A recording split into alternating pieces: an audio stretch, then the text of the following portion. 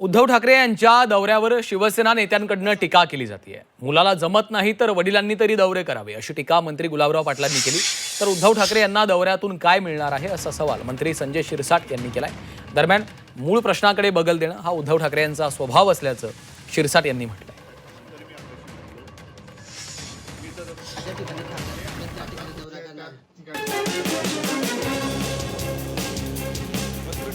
खासदार संजय पाटलांवर राज्य शासनाचा वरदहस्त आहे.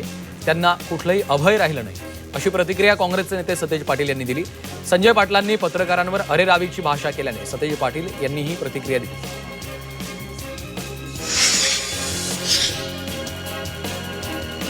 जिल्हाध्यक्ष पदावरून दूर करण्यात आलेले संदीप ठाकूर यांनी नवीन पदाधिकारी निवडीवरून आपली नाराजी व्यक्त केली आहे. ठाकूर यांनी थेट संपर्क प्रमुख संदीप देशपांडेंच्या कार्यपद्धतीवर निशाणा साधलाय. तर त्यांच्या आरोपांना नवीन जिल्हाध्यक्ष रामचंद्र म्हात्रे यांनी जोरदार प्रत्युत्तर दिले. शिवसेना ठाकरे गटाचे कोल्हापूर जिल्हाप्रमुख रवी किरण इंगवले यांनी आपल्या पदाचा तडकाफडकी राजीनामा दिला.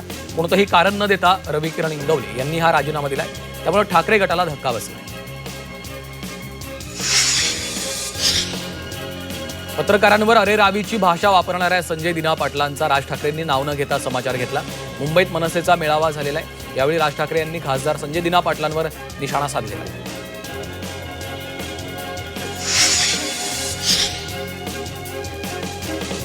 मनसेध्यक्ष राज ठाकरे यांनी पदाधिकाऱ्यांचे चांगलेच कान टोचलेत. आज मुंबईतल्या मनसे पदाधिकाऱ्यांची मुंबईत महत्त्वाची बैठक आयोजित केली होती. यामध्ये त्यांनी पक्षातली मरगळ झटकण्यासाठी कार्यकर्त्यांना आणि पदाधिकाऱ्यांना सुनावलं. स्थानिक प्रतिनिधींनी घरात बसू नये, ढिम्म राहू नका असा इशारा देखील दिला.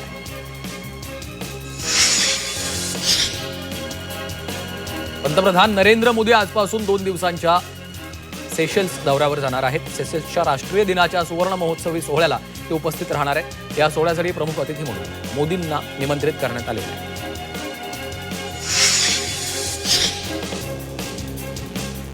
लोहगड केतन अग्रवाल हत्या प्रकरणामध्ये केतनच्या वडिलांना मुख्यमंत्री देवेंद्र फडणवीसांची त्यांनी भेट घेतली.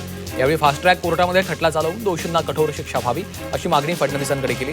तर केतन अग्रवाल हत्या प्रकरण धक्कादायक असल्याचं मुख्यमंत्र्यांनी म्हटलं.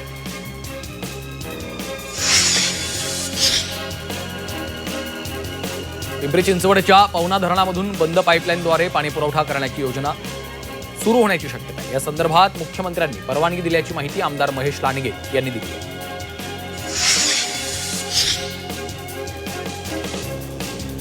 गडचिरोलीच्या आदिवासी विद्यार्थ्यांनी राष्ट्रपती द्रौपदी मुर्मू यांची भेट घेतली आहे. यावेळी राष्ट्रपती भवनात विद्यार्थ्यांचं स्वागत करण्यात आलं. मुर्मू यांनी गडचिरोली जिल्ह्यातल्या शासकीय आश्रमशाळांमधील 96 आदिवासी विद्यार्थ्यांचं राष्ट्रपती भवनात अत्यंत आत्मीयतेनं स्वागत केलं. या दरम्यान राष्ट्रपती मुर्मू यांनी विद्यार्थ्यांशी मनमोकळा संवाद साधला.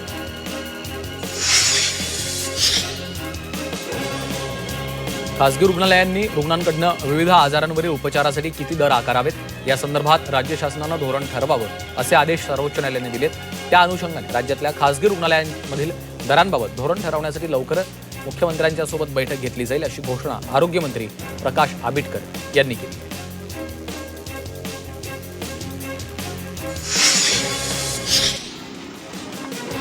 युवक महोत्सवात सहभाग न घेणाऱ्या महाविद्यालयांविरुद्ध डॉक्टर बाबासाहेब आंबेडकर मराठवाडा विद्यापीठानं कठोर पावलं उचलली.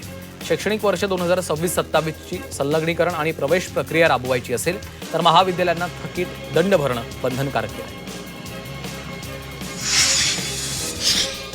महाराष्ट्र लोकसेवा आयोगाकडून विविध भरती परीक्षांच्या कागदपत्र सादर करण्यासाठी मुदतवाढ दिली आहे. उमेदवारांना आता उद्यापर्यंत ही कागदपत्र सादर करता येणार आहेत. प्रमाणपत्र मिळवण्यामध्ये येणाऱ्या तांत्रिक अडचणींमुळे आयोगाने हा निर्णय घेतला असून यामुळे उमेदवारांना मोठा दिलासा मिळाला आहे. इंधन दरवाढ आणि तुटवड्याच्या पार्श्वभूमीवर पुणेकरांचा इलेक्ट्रिक वाहनांकडे कल वाढतोय. जानेवारी ते जून 2026 या 6 महिन्यात पुण्यात 21,024 इलेक्ट्रिक वाहनांची नोंदणी झाली. शहरातील इलेक्ट्रिक वाहनांची एकूण संख्या 1.5 लाखांवर पोहोचली. रविवारी मध्य रेल्वे मार्ग आणि ट्रान्स हार्बर मार्गावर मेगा ब्लॉक घेण्यात येणार आहे. मध्य रेल्वेच्या माटुंगा आणि मुलुंड स्थानकादरम्यान अप आणि डाऊन धीम्या मार्गावर ब्लॉक असेल. सकाळी 11 ते दुपारी 4 वाजेपर्यंत हा ब्लॉक असणार आहे.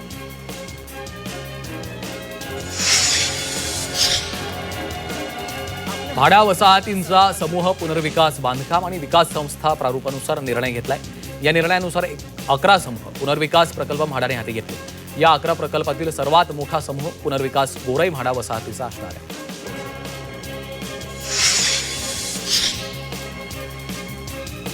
मुंबई नागपूर समृद्धी महामार्गावरील 16 इंटरचेंजच्या ठिकाणी 292 गावात विकास केंद्राला राज्य सरकारने मंजुरी दिली. त्यामुळे समृद्धी महामार्गालगतच्या तब्बल 1,78,000 हेक्टर क्षेत्रफळाचा विकास आराखडा आता MSRDCकडून तयार करण्यात येणार आहे.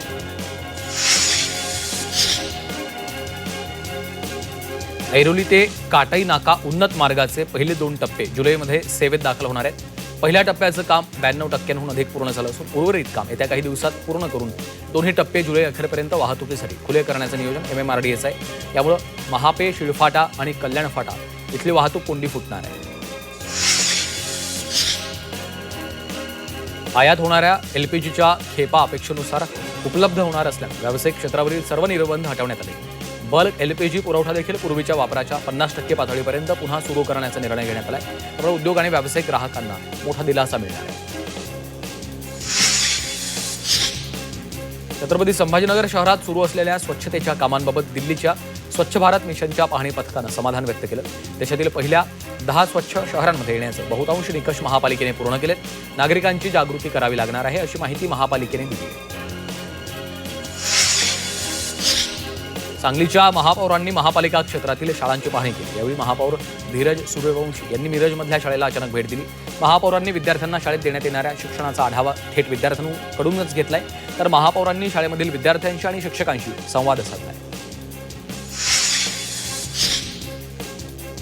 नाशिक महापालिकेनं मान्सून टास्क फोर्सची स्थापना केली. पावसाळ्याच्या पार्श्वभूमीवर महापालिकेकडून प्रतिबंधात्मक उपाययोजनांसाठी या टास्क फोर्सची स्थापना करण्यात आली. या पथकामध्ये बांधकाम, पाणी पुरवठा, घनकचरा व्यवस्थापन आणि उद्यान विभागातील अधिकारी आणि कर्मचाऱ्यांचा समावेश आहे.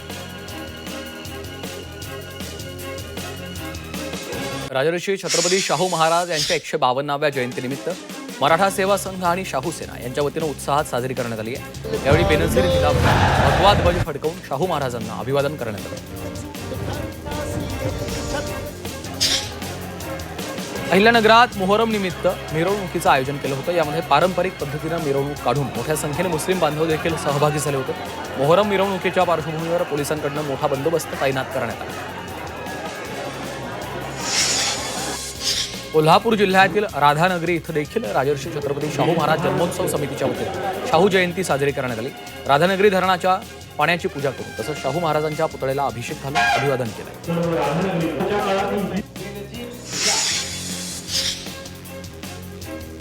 जळगावात नशामुक्ती जनजागृती रॅली काढण्यात आली. सामाजिक कल्याण विभाग आणि जिल्हा परिषदेच्या वतीने रॅली काढण्यात आली आहे. रॅलीद्वारे व्यसनमुक्त समाज सुदृढ समाज हा संदेश देत नागरिकांना व्यसनापासून दूर राहण्याचं आवाहन करण्यात आलं.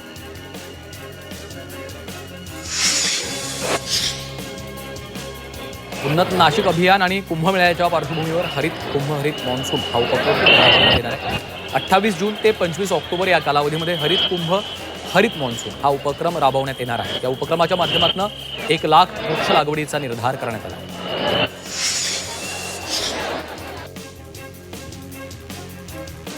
पालघरमधील वाढवण बंदर प्रकल्पाच्या अंमलबजावणीमधील अडथळा दूर होणार आहे. मुंबई उच्च न्यायालयानं किनाऱ्यालगतच्या भराव क्षेत्रात असलेली खारफुटी तोडण्याची राष्ट्रीय महामार्ग प्राधिकरणाला परवानगी दिली. या निर्णयामुळे प्रकल्पाच्या कामाला गती मिळण्याचा मार्ग मोकळा झाला आहे. स्मार्ट मीटरच्या विरोधात नागपुरात नागरिक संघर्ष समितीच्या वतीने मोर्चा काढण्यात आला. घरामध्ये बसवण्यात आलेल्या विद्यमान मीटरच्या जागी नागरिकांच्या संमती न घेता स्मार्ट मीटर बसवण्याच्या निर्णयावर देखील आता तीव्र विरोध नोंदवला जातो.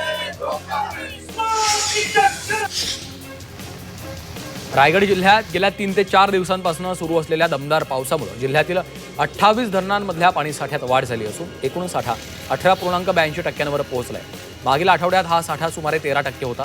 वावे धरणात 50%हून अधिक पाणीसाठा झाला असून सुतारवाडी, आंबेघर, भिलवले आणि मोरबे या धरणातल्या पाणीसाठ्यात लक्षणीय वाढ झाली आहे.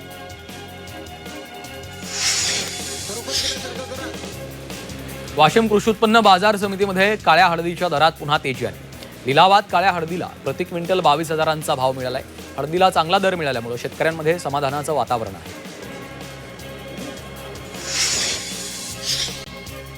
वाशिम जिल्ह्यात समाधानकारक पाऊस झाल्यानं खरीप हंगामाला वेग आलाय. शेतकऱ्यांनी मशागतीची कामं पूर्ण करून पेरणी सुरू केली असून आतापर्यंत सुमारे 33,000 हेक्टर क्षेत्रावर खरीप पेरणी पूर्ण झाल्याची माहिती कृषी विभागाने दिली आहे.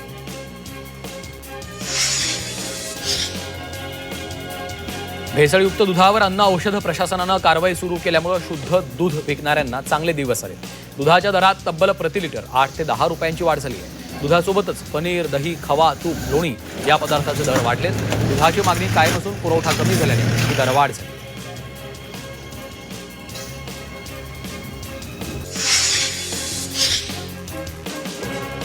ठाणे जिल्ह्यातील कल्याण, डोंबिवली, अंबरनाथ, MIDCतील उद्योग पाण्याअभावी अडचणीत आलेत.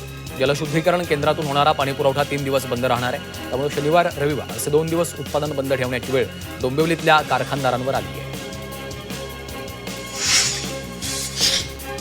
यंदाच्या पावसाळ्यासाठी मुंबईत 547 पाणी उपसा पंप बसवण्यात आले.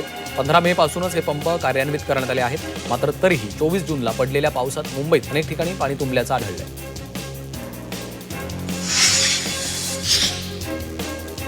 रेल्वे रूळ ओलांडण्याचा शॉर्टकट नागरिकांच्या जीवावर बेततोय. पुणे रेल्वे विभागात गेल्या 1.5 वर्षात रेल्वे रूळ ओलांडताना 523 जणांचा मृत्यू तर 87 जण जखमी झाले. दौंड, मिरज आणि पुणे स्थानक परिसरात अपघाताचं प्रमाण सर्वाधिक आहे.